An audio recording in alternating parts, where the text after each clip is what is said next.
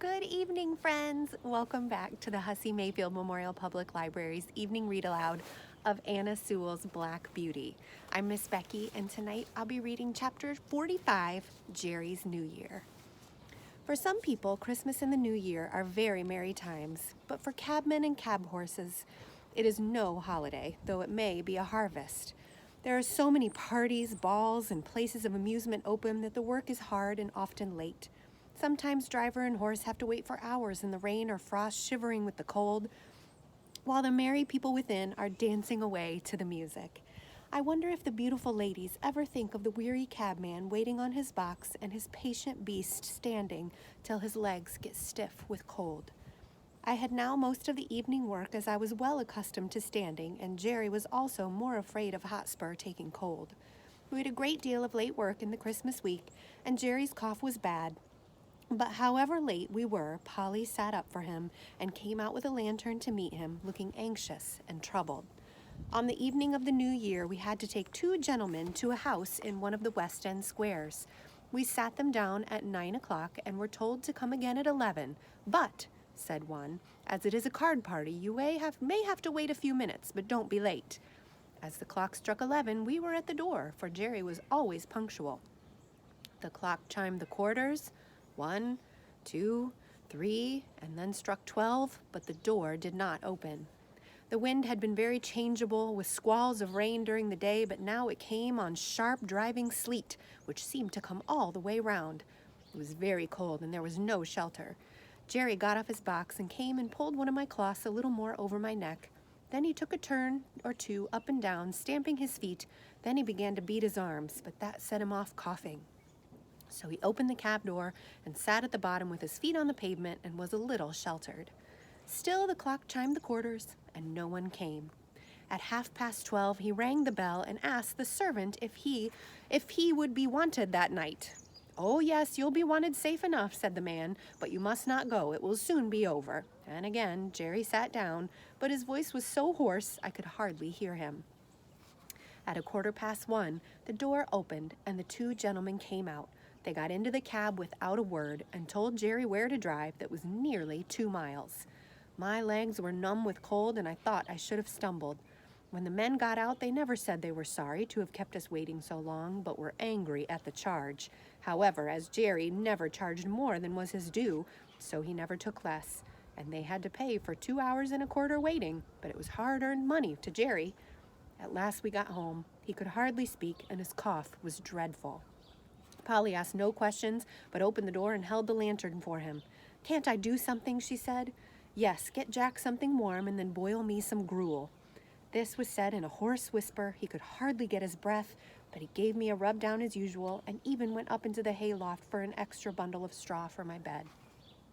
Polly brought me a warm mash that made me comfortable, and then they locked the door. It was late the next morning before anyone came, and then it was only Harry. He cleaned us and fed us and swept out the stalls. Then he put the straw back again as if it was Sunday. He was very still and neither whistled nor sang. At noon he came again and gave us our food and water, and this time Dolly came with him. She was crying, and I could gather from what they said that Jerry was dangerously ill. And the doctor said it was a bad case. So 2 days passed, and there was great trouble indoors. We only saw Harry and sometimes Dolly. I think she came for the company, for Polly was always with Jerry, and he had to be kept very quiet. On the third day, while Harry was in the stable, a tap came at the door, and Governor Grant came in. "I wouldn't go to the house, my boy," he said, "but I want to know how your father is." "He is very bad," said Harry. "He can't be much worse. They call it bronchitis. The doctor thinks it will turn one way or another tonight." "That's bad, very bad," said Grant, shaking his head. "I know 2 men who died of that last week. It takes them off in no time, but while there's life, there's hope, so you must keep up your spirits." "Yes," said Harry quickly, "and the doctor said that father had a better chance than most men because he didn't drink. He said yesterday the fever was so high that if father had been a drinking man, it would have burned him up like a piece of paper. But I believe he thinks he will get over it. Don't you think he will, Mr. Grant?" The governor looked puzzled. "If there's any rule that good men should get over these things, I'm sure he will, my boy. He's the best man I know. I'll look in early tomorrow."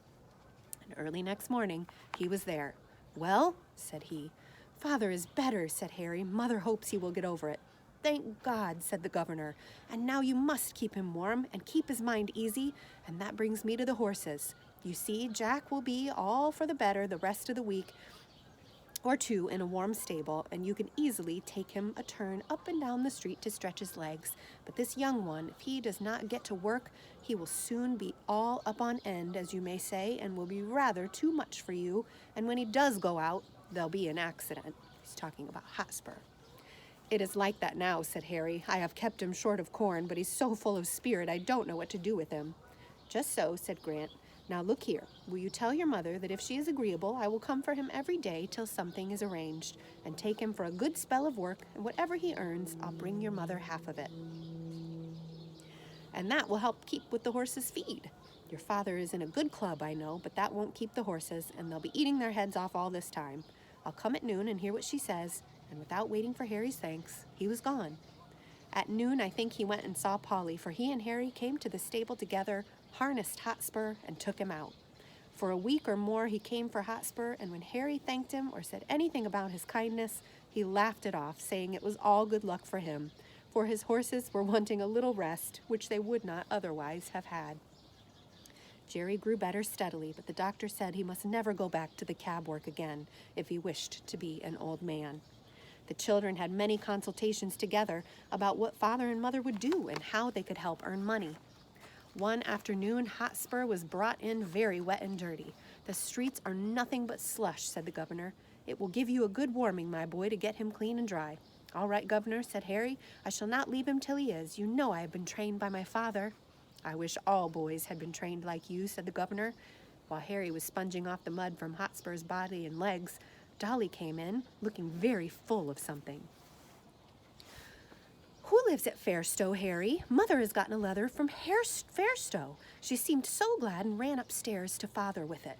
"Don't you know? Why, that is the name of Mrs. Fowler's place. Mother's old mistress, you know. The lady that father met last summer who sent you and me 5 shillings each." "Oh, Mrs. Fowler! Of course, I know all about her. I wonder what she is writing to Mother about." "Mother wrote to her last week," said Harry. "You know she told father if he ever gave up the cab work, she would like to know. I wonder what she says. Run in and see Dolly." Harry scrubbed away at Hotspur with a whoosh, whoosh, like any old hostler. In a few minutes, Dolly came dancing into the stable. "Oh, Harry, there was never anything so beautiful. Mrs. Fowler says we are all to go and live near her. There is a cottage now empty that will just suit us, with a garden and a hen house and apple trees and everything. And her coachman is going away in the spring, and then she will want father in his place. And there are good families round where you can get a place in the garden or the stable or as a page boy, and there's a good school for me. And mother is laughing and crying by turns, and father does look so happy." "That's uncommon jolly," said Harry, "and just the right thing, I should say. It will suit father and mother both, but I don't intend to be a page boy with tight clothes and rows of buttons. I'll be a groom or a gardener." It was quickly settled that as soon as Jerry was well enough, they should remove to the country, and that the cab and horses should be sold as soon as possible. This was heavy news for me, for I was not young now and could not look for any improvement in my condition. Since I left Birtwick, I had never been so happy as with my dear Master Jerry, but 3 years of cab work, even under the best conditions, will tell one's strength, and I felt that I was not the horse that I had been. Grant said at once that he would take Hotspur, and there were men on the stand who would have bought me, but Jerry said I should not go to cab work again with just anybody, and the governor promised to find a place for me where I should be comfortable. The day came for going away. Jerry had not been allowed to go out yet, and I never saw him after that New Year's Eve. Polly and the children came to bid me goodbye. "Poor old Jack, dear old Jack, I wish we could take you with us," she said, and then laying her hand on my mane, she put her face close to my neck and kissed me. Dolly was crying and kissed me too. Harry stroked me a great deal but said nothing, only he seemed very sad, and so I was led away to my new place. We'll see what happens in the next chapter. Have a good night.